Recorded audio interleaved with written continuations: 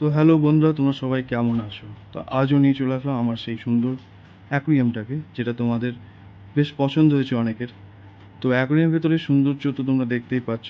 আজ ফিল্টারটা একটু লাগালাম, যেহেতু আমি চাইছিলাম যে জলটা একটু পরিষ্কার হোক, যেহেতু আমার অ্যাকুরিয়ামটা বাইরে রাখা থাকে, ধুলোবালি পড়ে, তাই আমি ফিল্টারটা আজকে দিয়েছি। গাছগুলো আগের থেকে অনেক বড় আরও বেড়েছে এবং দেখতে আরও অন্যরকম লাগছে। আর তার সাথে কিছু নতুন অতিথি আমাদের এই অ্যাকোয়ারিয়ামে এসেছে, জন্ম নিয়েছে বলতে গেলে। কারণ যে মলিটি ব্যাপারে আগেবার বলেছিলাম, আগের ভিডিওতে বলা হয়েছিল, সেটাতে আরও কিছু বাচ্চা দিয়েছে। মোটামুটি 4-5টা মতন বাচ্চা দিয়েছে। তো ছোট ছোট বাচ্চা তো, তাই চোখে পড়ছে না এইভাবে। আর যেহেতু ঘন জঙ্গল হয়েছে ভিতরটা নিচের দিকে, তো যার কারণে ওরা ভিতরে ঢুকে থাকছে, বাইরে বেরোচ্ছে না, যেহেতু এরা এখন বাচ্চা। আর আমার সমস্যা হচ্ছে যে শার্কটা আছে, সেই শার্কটা ওদের খেয়ে না নেয়।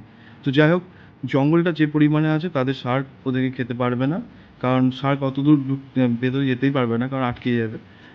আর শার্ক যেহেতু অনেকটাই বড় আর ওরা ছোটো ছোটো পিচ্ছে, তো ওরা আমার নতুন অতিথি। আমি বলেছিলাম তোমাদের জানাবো জেনকে হবে।